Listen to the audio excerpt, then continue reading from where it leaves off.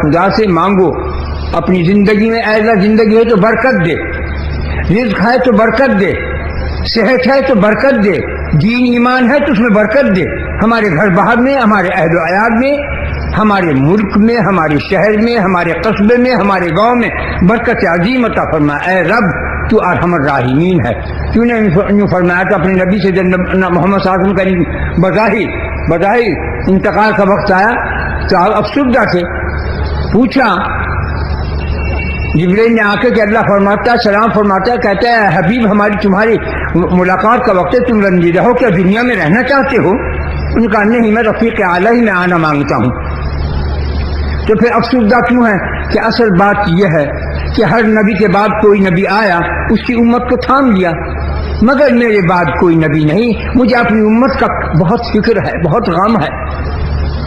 فرشتے غائب ہو گئے، آ کے پھر سلام کر دیا، اللہ تعالیٰ فرماتا ہے اے حبیب تو کچھ غم نہ کر، تیری امت کے بعد اگر کوئی نبی نہیں تو تیری امت کا خلیفہ میں ہوں، خدا فرمائے محمد کا خلیفہ بنتا ہے، اور اے حبیب تو غم نہ کر، یہ تیرے تو امتی ہیں، میرے تو بندے ہیں، میرے سے زیادہ ان پر کون رحم کر سکتا ہے؟ اور اللہ تعالیٰ فرماتا ہے اے نادان بندے، میں تیری ماں سے بھی زیادہ، تیرے باپ سے بھی زیادہ، تیرے بھائیوں سے بھی زیادہ تجھ سے پیار کرتا ہوں، محبت کرتا ہوں، تو میری طرف متوجہ نہیں ہوتا، تو ماں اور باپ بہن بھائی کی طرف متوجہ ہوتا ہے، حالانکہ وہ تیرا کچھ نہ بگاڑ سکتے ہیں نہ سنوار سکتے ہیں۔ ایک بات کہتا ہوں، کسی کے ایک بیٹا ہے، ماں باپ کے ماں باپ بوڑھے ہیں، وہ بیٹا گھر میں پڑا رہے گا، ماں باپ کہیں بھائی باہر نکل، کچھ کما کھائے، پیٹ میں دوزخ بندی ہوئی چیز میں تو دینا ہے، اور میرے پاس نہیں کمایا جاتا، ماں بھی ناراض ہوگی، باپ بھی ناراض ہوگا، دھکیں گے باہر نکل، وہ کس طرح کام چلے گا، یہاں پڑ گیا ہے، کھانا پکانا تو پیٹ میں تو جانا ضروری ہے۔ ایک بیٹا، لیکن خدا کیا فرماتا ہے؟ اب اس کی شہنشاہیت، اس کی محبت، اس کی ہمدردی، اس کی خیر خواہی کا ملاحظہ کرو۔ اے میرے بندے تو کچھ کر نہ کر، میں تیرا رزاق ہوں، میں نے اپنے اوپر تیری روزی واجب کر رکھی ہے، تو مانگ یا نہ مانگ میں دوں گا تجھ کو۔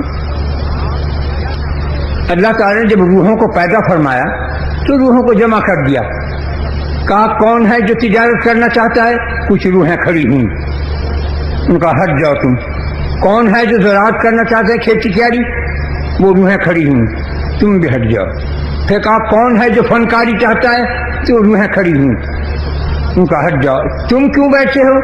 کہا ہم کو تو چاہیے۔ کیا چاہتے تو تجھ کو چاہتے ہیں۔ کیا واقعی تم مجھ کو چاہتے ہو؟ کیا حقیقت میں تجھ کو چاہتے ہیں۔ کہا قسم ہے اپنے جلال اور بزرگی اور قدوسیت کی کہ میں تمہیں بغیر محنت کے رزق دوں گا، بغیر تعب کے رزق عطا کروں گا۔ تو سارے تو ایسے نہیں ہو سکتے کہ اس پہ بھروسہ کر کے بیٹھے، ایسا تو یقین ایمان بہت مشکل سے ملے۔ جب اللہ پر کوئی بھروسہ کرتا ہے تو اللہ فرماتا ہے تم نے مضبوط کڑا تھام لیا، اور بھروسہ کرنا، توکل اللہ پر کرنا لوہے کے چنے چبانے سے کچھ کم نہیں ہے۔ کیا لوہے کے چنے چبا سکو گے تم؟ ہرگز نہیں، وہ اس سے زیادہ ہے۔ آزمائش ہوتی ہے، یوں کہتے ہیں کہ اللہ کی رسول اللہ صلی اللہ علیہ وسلم فرمایا کہ سخت ترین آزمائش خدا کی ہے، اس کے بعد میری آزمائش ہے، اس کے بعد پیر کی آزمائش ہے۔ پیر کی آزمائش سب سے کم ہے، رسول اللہ کی اس سے زیادہ ہے، اللہ کی آزمائش اس سے کہیں زیادہ ہے۔ اسی لیے اللہ نے قرآن پاک میں ڈرایا، ڈرو میرے مکر سے۔ مکر سے کیا مراد ہے؟ میری آزمائش سے ڈرو۔ خدا نے خود ڈرایا قرآن پاک میں۔ تو میرا مقصد کہنے کا ہے کہ اپنے رب کو، تمہارے پاس کوئی چیز نہیں جس سے تم راضی کر سکو۔ ہے کوئی تمہارے پاس کوئی چیز؟ تو کہا جی ہاں جی نمازیں پڑھتے ہیں جی، روزے رکھتے ہیں جی، حج کرنے سے کہا یہ سب بیکار لا یعنی چیزیں ہیں۔ یہ مزدور پارٹی کی محنت ہے، یہ مزدور پارٹی لیبرل پارٹی کی تنخواہ ہے، مزدوری ہے، یہ کوئی شان آن بان نہیں۔ آدمی وہ ہے جسے خدا اپنے پیار سے دے۔ جو بندہ مجھ پہ بھروسہ کرتا ہے اس نے مضبوط کڑا تھام لیا، حسبنا اللہ و نعم الوکیل و نعم المولا و نعم النصیر. کیا ہی بہترین بھروسہ جس پہ کیا جائے، اور کتنا ہی پیارا ہے، کتنا عزیز ہے. کیسی اپنی تعریف فرمائے، حقیقت ہے. تو اللہ پہ بھروسہ رکھو، اور تم نمازوں سے تمہیں کچھ نہیں ملے گا. نماز، روزہ، حج، زکوٰۃ، یہ 4 ستون ہیں. ایک ستون یہ، ایک دیوار یہ، ایک دیوار یہ، ایک دیوار، ایک دیوار یہ. اس کے اوپر جو چھت ہے وہ اسلام ہے. ایک نماز ہے، ایک روزہ ہے، ایک حج ہے، ایک زکوٰۃ ہے. یہ 4 ستون ہیں. اس کے اوپر چھت جو ہے وہ اسلام ہے. سن لو، سمجھ لو میری بات کو. اس 4 ستونوں کے اوپر اسلام کی چھت قائم ہے. اس چھت کے نیچے بیٹھ کر، اس اسلام کی چھت کے نیچے بیٹھ کر اپنے دنیا کے کاروبار کو قرآن حدیث کے دائرے میں کام جب کرو گے، اس کا نام دینداری ہے. نفلیں پڑھنے والا، روزے رکھنے والا، حج زکوٰۃ کرنے دینے والا دیندار نہیں ہوتا. یہ کان کھول کے سنو، یہ تصویر لے کے جو پھرنے والے ہوتے ہیں یہ دھوکے باز ہوتے ہیں. ان کا کوئی اعتبار نہیں. اعتبار ہے قول فعل کا، اعتبار ہے اعمال کا، اعتبار ہے خدا سے ڈرنے کا، اعتبار ہے خدا سے پیار کرنے کا، اعتبار ہے اس کی شریعت، اس کے قانون پر چلنے کا. قرآن پاک جو ہے یہ اس کی شریعت کی، اس کے قانون کی کتاب ہے. اس کے اندر سے صاف فرمایا سب سے اول مقام پریم کرنے والا، لو کرنے والا، اللہ سے محبت کرنے والا ہے. اس کے مقابلے کا کوئی شک نہیں. اس کے بعد سیکنڈ ڈویژن ہے خوف، ڈرے خدا سے. تیسرا درجہ کیا ہے؟ اس کی شریعت پر، قانون پر چلے. امریکہ کی حکومت پہ جاؤ، لندن کی حکومت میں جاؤ، پاکستان کی حکومت میں جاؤ، ہندوستان کی حکومت میں آؤ، کسی عرب مکہ مدینہ کی جاؤ، ان کے قانون کے مطابق عمل کرنا کا نام قانون کہتے ہیں اس کو. ان کے قانون کے خلاف جو کوئی چلے گا تو جیل میں سڑا دیا جائے گا. تو خدا کا قانون کی کتاب کیا ہے؟ قرآن مجید. اور قرآن کریم کیا، کون سی عزت مآب اور حکمت مآب کتاب ہے کہ بال سے باریک اور عرش سے بڑا دنیا میں کوئی چیز نہیں. اس سے بڑا وہ اور بال سے باریک سب قرآن پاک میں موجود ہے. جو کچھ کہہ رہا ہوں، جو کچھ اب تک کہہ چکا ہوں، ایک ایک لفظ، ایک ایک ذرہ قرآن حدیث سے باہر نہیں ہے. ہم نہیں جانتے قرآن حدیث سے باہر کیا ہے. جو قرآن میں ہے، جو حدیث کیا، قرآن کس کو کہتے ہیں؟ خدا کے قانون کی کتاب، حکمت مآب کتاب ہے. قرآن کیا ہے؟ خدا کے احکامات کی، شریعت کی، قانون کی کتاب ہے، حکمت مآب ہے. اس میں ہر چیز موجود ہے. اس میں کیا لکھا؟ نماز پڑھو، روزہ رکھو، حج کرو. کیسے؟ اس کی تشریح کی نبی کریم صلی اللہ علیہ وسلم نے. نماز ایسے پڑھو، ظہر کی ایسے، صبح کی ایسی، عشاء کی ایسی، اس میں یہ پڑھو، یہ 3 رکعتیں ہوتی ہیں، اس رکعتوں کے اندر ایسا پڑھو، اشہد اللہ پہ کھڑے ہو جاؤ، 4 رکعتوں کو ادا کرو. ترکیب بتائی. ایسے روزہ رکھو، اس سے روزہ مکروہ ہوتا ہے، اس سے روزہ ٹوٹ جاتا ہے، اس سے روزہ قائم ہوتا ہے، اس وقت روزہ رکھو، اس وقت روزہ بند کر دو، اس وقت روزہ کھول دو. یہ سب کچھ قرآن. یہ کیا چیز ہوئی؟ حدیث. قرآن پاک کا ترجمہ قرآن حدیث ایک چیز ہے.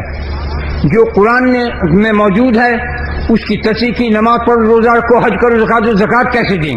کیسے دیں زکات؟ اتنے پیسے کے اوپر اتنی زکات ہے، اتنے ڈنگروں کے اوپر اتنی زکات ہے، اتنی گھوڑوں کے اوپر، اتنی بکریوں کے اوپر، اتنی اونٹوں کے اوپر. یہ سب وضاحت کس نے کی؟ نبی کریم صلی اللہ علیہ وسلم نے. اس کا نام کیا ہے؟ حدیث. اور جس پر عمل کر کے دکھایا، نماز پڑھ کے دکھائی، روزہ رکھ کر دکھایا، احکامات جاری کر کے دکھائے، اس کا نام ہے سنت. جو کام نبی کریم صلی اللہ علیہ وسلم نے نہیں کیا وہ سنت نہیں ہے. جو کام عمل کیا، عمل کر کے دکھایا، جو بات پڑھی، جو پڑھ کے بتایا.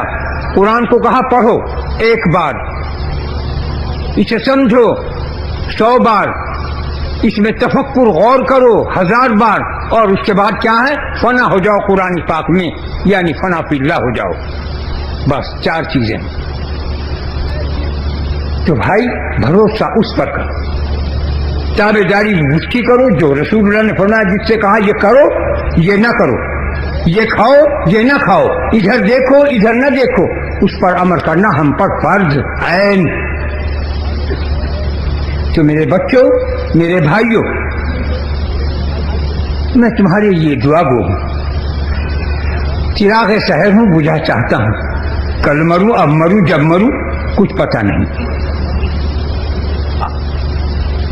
80 82 83 برس کی میری عمر آ گئی، میرے ساتھ کے، میرے چھوٹے، میرے برابر کے بہت مر گئے، میں اکیلا بھی زندہ ہوں اور مجھے کوئی جینے کی تمنا بھی نہیں۔ میں اپنے رب سے ملنا مانگتا ہوں، 70 سال سے اپنے رب کی انتظار کر رہا ہوں، میں اپنے رب سے ملوں، اس کا دیدار کروں، اس سے بات کروں، کلام کروں، رسول اللہ کی زیارت کروں، ان کے حال کی، ان کے اصحاب کی، ان کے ازواج کی زیارت کروں، لیکن وہ جب چاہے گا تب۔ رنج و غم، وہ عالم، وہ مصیبت و پریشانی، وہ بیماری سے گھبرا کے کہا اللہ میں مر جاؤں، یہ کوئی شرافت نہیں ہے، یہ پیار کا تقاضا نہیں ہے۔ پیار کا تقاضا ہے کہ جب تک تو ہے دوست، جب تک زندہ رکھے رکھ، جب بلانے چاہے حاضر، لبیک اللہم لبیک، حاضر ہوں۔ تو اپنے رب سے راضی رہو، جب تم خدا سے راضی رہو گے خدا تم سے راضی رہے گا، جب خدا سے تم محبت کرو گے خدا تم سے محبت کرے گا۔ وہ کہتا ہے جب کوئی آدمی، میں کس سے محبت کرتا ہوں، ایک شیر تو میرا بندہ آدھے شیر محبت کرتا ہے، اگر میرا بندہ ایک شیر محبت کرتا ہے تو میں 2 شیر محبت کرتا ہوں، میرا بندہ میری طرف ایک باری چاہتا ہے میں 1 ہاتھ آتا ہوں، وہ 1 ہاتھ آتا ہے میں 2 ہاتھ آتا ہوں، وہ دوڑ کر آتا ہے میں اپنے قدموں میں جگہ دیتا ہوں۔ یہ کیا الفاظ مبارکہ ہیں، اپنے رب سے پیار کرو۔ ہمارا ہمدرد خیر کا سوائے خدا کی کوئی نہیں۔ بھول جاؤ ماں کو، بھول جاؤ باپ کو، بھول جاؤ عزیز رشتے داروں کو، یاد رکھو اپنے رب کو، جسے جان دی، جس کو جان واپس کرنی ہے۔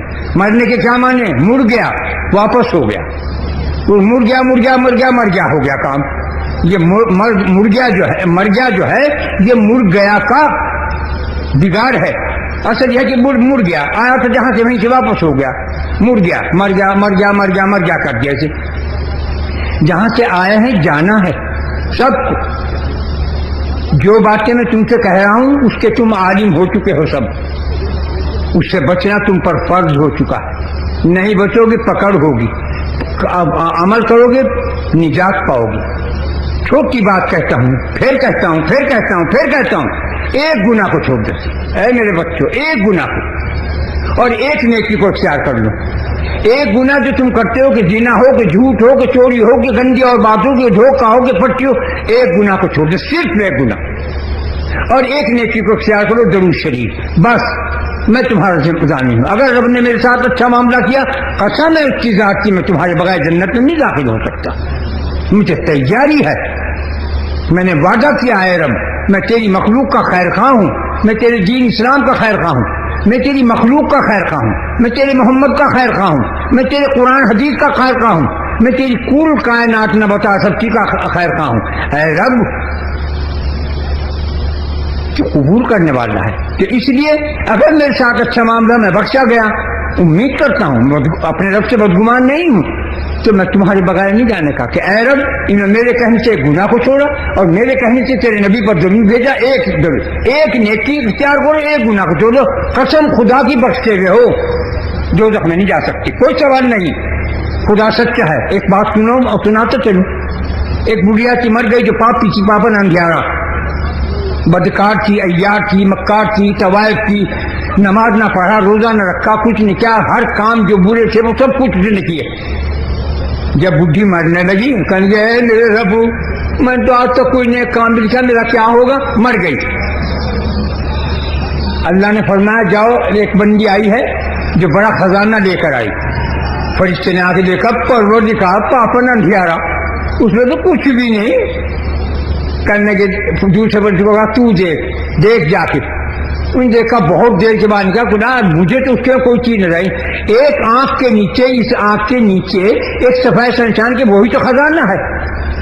جب بڈھی نے کہا میں مرنے والی ہوں، مروں گی، تو نے کہا اے رب تم ڈر گئی میرے سے، تو جو ہم سے ڈر جاتا ہے ہم سے مارا نہیں کرتی ہے، ہماری شان کے خلاف ہے، ہم شہنشاہ ہیں، ہم قادر مطلق ہیں، ہم ارحم الراحمین ہیں، اور رحمت للعالمین ہمارے نبی حبیب محمد ہیں، ہم ایسا نہیں کیا کرتے۔ وہ بڈھی ہمارے ڈر گئی ہم سے، اب ہم کو بڈھی یہاں بھی موج کر گئی وہاں بھی موج کر گئی، جی رہی ہو بڈھیا، ایک آنسو سفید نشان کا یہاں آنکھ کے نیچے۔ تو اس سے کیا اندازہ ہوا کہ تم ایک گناہ کو چھوڑ دو گے 100 گناہ قسم خدا کی معاف ہوں گے، ایک نیکی کرو گے کروڑوں نیکیاں ملیں گی، کیونکہ اللہ فرماتا ہے تم میرے محمد پر ایک دفعہ ضرور بھیجو گے، میں 10 دفعہ تم پہ رحمت اور درود نازل کروں گا۔ اس کا کیا مطلب ہوا؟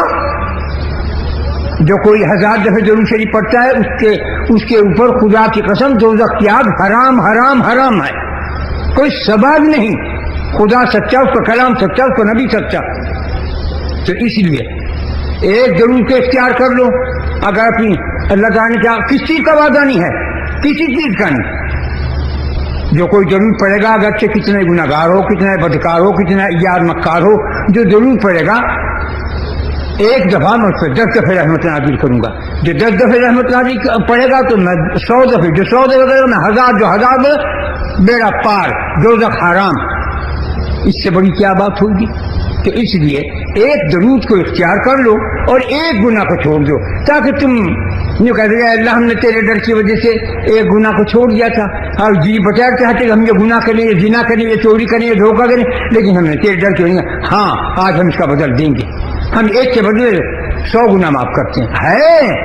یہ حقیقت کی بات ہے، خدا سے زیادہ ہمدرد خیر کا کوئی نہیں۔ کیا کہتا ہے؟ اے نبیوں تمہارے لیے نبوت، اے پیغمبروں تمہارے لیے پیغمبریت، اے رسولوں تمہارے لیے رسالت، اے ولیوں تمہارے لیے ولایت، اے عابدوں تمہارے لیے عبادت، اے زاہدوں تمہارے لیے زہد، اے عاصیوں اے گنہگاروں تمہارے لیے تمہارا رب۔ کیا بات کہہ دی اس نے! کہاں جاؤ گے تم؟ کتنا پیارا ہے ہمارا وہ رب، کتنا ہمدرد دل خیر کا، صاف کہتا ہے اے گنہگاروں تمہاری طرف تمہارا رب ہے، کوئی غم نہ کرو۔ تو ہم ایسے رب کو چھوڑ کر کہ باوجود گناہ کے، باوجود اسی بات کے پھر کہیں عاصم تمہاری طرف تمہارا رب ہے۔ دوستوں اگر آپ نے ابھی تک ہمارے چینل کو سبسکرائب نہیں کیا ہے تو سبسکرائب کر لیجئے اور ساتھ میں دی ہوئی نوٹیفیکیشن بیل کو بھی ٹیپ کر دیجئے تاکہ آئندہ آنے والی ویڈیوز آپ کو بر وقت مل سکیں۔